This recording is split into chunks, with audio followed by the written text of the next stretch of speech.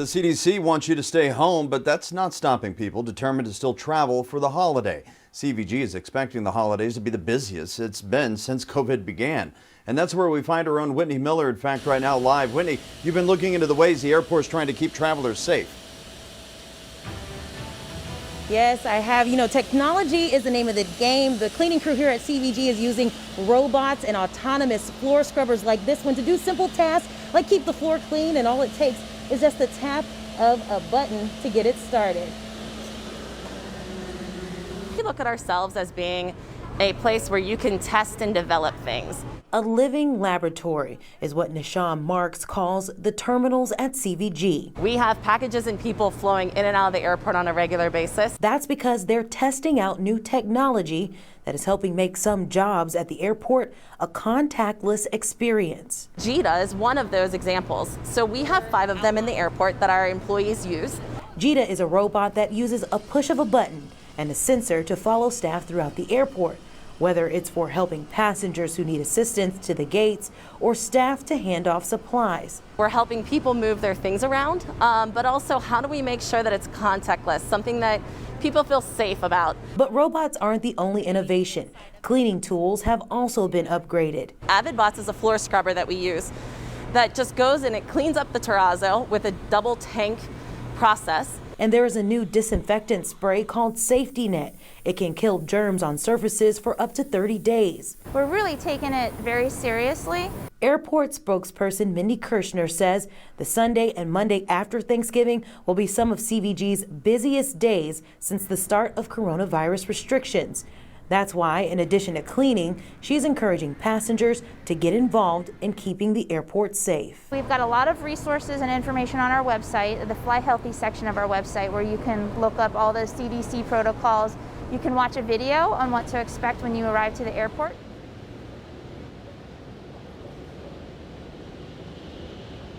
Now, the obvious wearing of your masks and keeping your distance, that's very important for passengers to keep in mind if you're going to travel, but also keeping in mind giving yourself time. The bridge at 75 is out, so your travel could be impacted. Also, lines are taking a lot longer as staff here is cleaning up after each passenger. For now, reporting Whitney Miller, WCPO 9 News. Whitney, thanks so much. So ahead of Thanksgiving, Ohio has now been added to Kentucky's travel advisory list. States are added to that advisory if they have a COVID positivity rate of 15% or higher. The advisory recommends that travelers quarantine for 2 weeks after arriving home from their trip. 14 other states are on the list. Now, things are looking grim in the Hoosier State. Indiana set a new record for COVID-19 deaths reported in a single day, 103 people. The state's also reporting 5,700 daily COVID-19 cases. That's according to an analysis conducted by the Federation of American Scientists. Indiana had the 36th worst per capita COVID-19 mortality rate in the world last week. Former Cincinnati City Council member Tamaya Denard will spend 18 months in prison. She learned her fate this afternoon in federal court. Investigative reporter Paula Christian was there. She explains why U.S. District Court Judge Susan DeLotte chose to send Denard to prison despite pleas from her attorneys for home confinement. Before sentencing Denard, Judge DeLotte said she had given this case more consideration than any other case in 25 years. She praised Denard for her public service, but said the crime of public corruption is too serious and deterrence too necessary to not send her to prison. This is video of Denard leaving court today. She told the judge that it was never her goal to use her counsel seat for power or personal gain. She said, quote, "I did let my personal struggles get the best of me." Roughly a dozen of Denard's friends and families were in the courtroom, including Joe Mallory of the NAACP in Cincinnati. It's unfortunate, the sentence that was given, but, we believe in redemption. I believe that Tamaya will take advantage of this opportunity to do even more good in the community. Denard won't have to report to prison for at least 3 months or possibly even longer due to COVID. Prosecutors and Denard's attorney declined to comment. Denard also did not comment to reporters as she left the courthouse.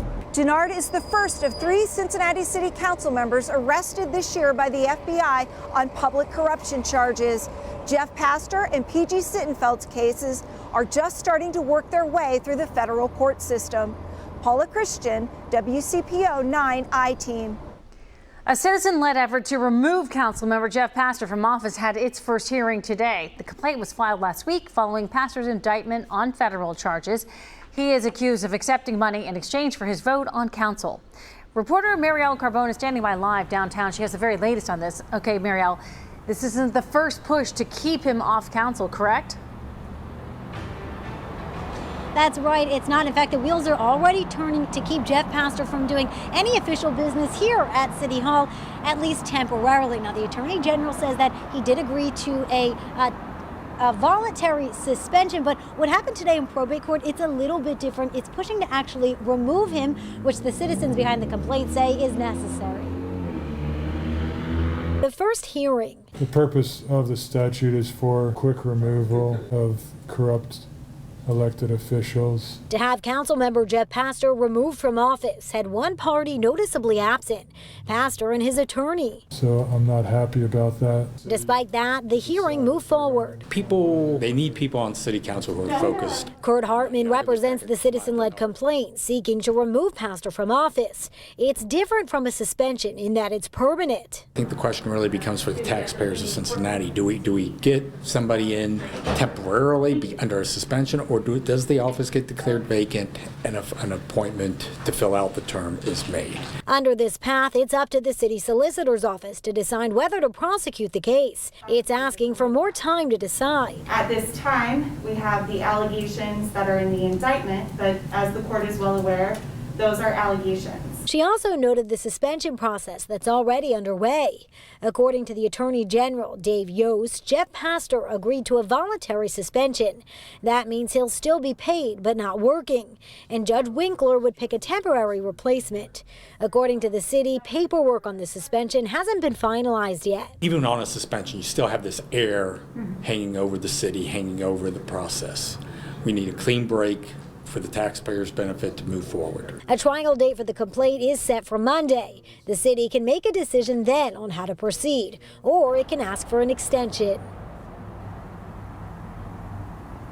Now, I did reach out to Pastor's attorney to find out why they weren't at the hearing today. I did not receive a call back yet on that. And then as far as the suspension goes, once that's finalized, that is when Judge Winkler can go ahead to appoint that temporary position. I asked him if he has any names in mind, and he says he does, but he's just not ready to share those yet at this point. Reporting live from City Hall, Marielle Carbone, WCPO 9 News. Marielle, thanks so much. A Northern Kentucky man who shot at police will spend 25 years behind bars. Jacob Julich was sentenced about 2 hours ago now. A jury found him guilty of attempted murder and other charges. Julich argued he was not aiming at officers when he fired his weapon, now trying to get away from a traffic stop last year. Today, President-elect Joe Biden introduced several cabinet picks. This comes less than 24 hours after the federal government finally cleared the way for his formal transition to begin. Tony Blinken was nominated as Secretary of State. Avril Haines will be the first woman to serve as Director of National Intelligence if she's confirmed. Alejandro Mayorkas will also serve as the first immigrant to lead the Department of Homeland Security. Jake Sullivan is Biden's choice to serve as National Security Advisor. Linda Thomas Greenfield is Biden's pick for U.S. Ambassador to the United Nations, and John Kerry would be his climate envoy. It's a team that will keep our country and our people safe and secure. It's a team that reflects the fact that America is back, ready to lead the world, not retreat from it. Once again, sit at the head of the table. Though President Trump still refuses to concede the election, ABC News has learned the Secret Service is preparing protection for his post-presidency life in Florida. President Trump won more votes this year than any candidate in Ohio history. The more than 3.1 million votes cast for the Republican president in the November 3rd election exceeded the former record of 2.9 million cast for President Barack Obama in 2008. The president won the state by more than 8 percentage points. The pandemic has put a lot of people out of work, we know that, but one local company is hiring with 100 current openings. We'll explain. Steve? Yeah, Craig, not only do we have to give you a timeline for rain tomorrow, how about the timeline for some snow showers in our new 9-day extended outlook? That's next. I'm Larry Seward. It's Shoppers Beware online. Experts say the pandemic is sending thieves your way. Ahead, I'll show you how. The sharks are out there, and there's a lot more of them. Beware shoppers. Black Friday comes with more risk this year because of the coronavirus. Security experts do expect more buying and selling online, where a growing crowd of thieves are already angling to steal your money. Here is reporter Larry Seward. In that sea of Black Friday week deals, stocked with lures of easy shopping one click away on laptops and smartphones, it's shoppers beware. Are there more sharks in the water now? Yeah, there's a ton more sharks. We've seen a major surge in the deployment of malware, right? Bad code that can intercept your online shopping. Co-director of Ohio Cyber Range Institute, Dr. Richard Harknett, sees bad habits reeling in bad actors. People are working from home more, using gadgets for work and play with the same password, and they are targets, especially those looking to buy online. So back up a little bit before you click, right? And make sure that where you're purchasing has a couple of things in place. Look for hallmarks of secure websites, a lock padlock icon near your browser, or the letter S after the HTTP in the web address box. I know that sounds a little technical, right? But this is the first thing you need to know if the place that you're going to give your money to in the form of a credit card is safe. Speaking of cards, experts say use credit over debit. That way your full bank account is not exposed to fraud. But if you're going to buy often on mobile devices, think about investing in protection against viruses and malware. Over the last 2 years, the percentage of malware directed toward operating systems on our smartphones has risen exponentially. Using public Wi-Fi only increases risk. Experts say it's less secure and potentially more expensive than any cell phone data plan. So the same way police always remind in-person shoppers to be alert in parking lots, online it's shopper be aware too. In Kenwood, Larry Seward, WCPO 9 News. St. Vincent de Paul is making sure and helping families put food on the table this Thanksgiving. So many of you support these organizations. This particular organization held a drive-through distribution this afternoon. Turkeys and all the fixings there, all handed out to 1,200 local families in need. St. Vincent de Paul says it's seeing a 20% increase in people needing help this year. We turn now to the weather, and Steve did something a little bit ago when he unveiled the 9-day forecast. And that is, Steve, you seem to be leading us to the idea that we might see some snow. Yes. Yes, finally, we're talking about the snow word. This is what I'm talking about. Yeah, I'm leaning right into it, guys. Now, as I'll show you in a minute, it's highly dependent on a track of a system. We got lots to tell you about. Let me start right at the beginning with the fact that things are going to be quiet tonight.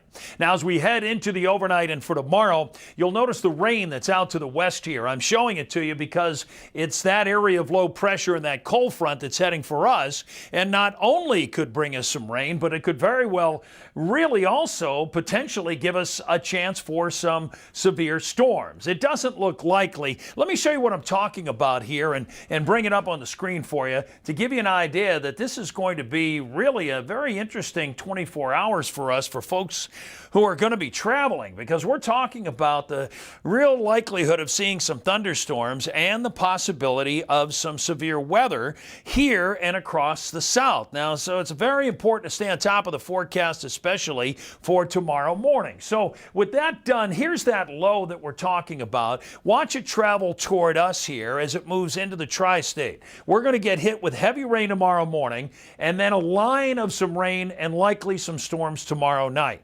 This system pushes through the area and leaves just clouds for Thanksgiving and early on Friday. Frankly, Friday, Saturday, and Sunday generally will be really good, except maybe Friday night with a few extra clouds.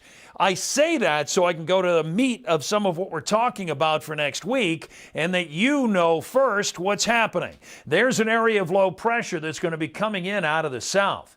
And the cold front that moves through the weekend is going to set up a lot of cold air. And right now, there is at least a very good chance of us seeing some snow showers and maybe some light snow over a Monday, Tuesday period. Now, not over the entire period, but it would be snow showers, most of which wouldn't stick early, but potentially Monday night into Tuesday, that could be the case before this whole weather system pulls out. It won't be a whole lot. It doesn't look to be accumulating, but it would be our first snow of the season. It definitely would qualify as that. Now, let's talk about specifics in the next 24 for the folks who might be going to Grandma's house over in Connorsville or down in Dry Ridge or maybe up in Wilmington. We're talking about first thing in the morning, some very heavy rain. It's going to last through much of the morning in the tri-state, and you'll notice here's 10 o'clock. That's from 4 to 10 o'clock, and then things scatter out after that through the early evening, 4, 5 o'clock. By the time we head into tomorrow night, there's that second line that moves through from 6 to about 9. So if you are doing some traveling around, that's where you want to be, is outside that and outside of about noon for tomorrow morning. 47 degrees outside right now. We're going to drop to 43. Then as we head for tomorrow, 58 and that rain.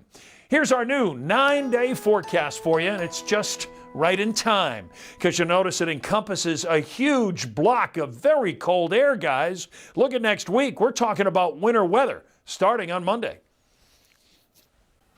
We're going to do our best and get through this year, and hopefully it all pays off. Bars bracing for a less than joyful holiday season. Coming up next, hear from business owners feeling the financial stress.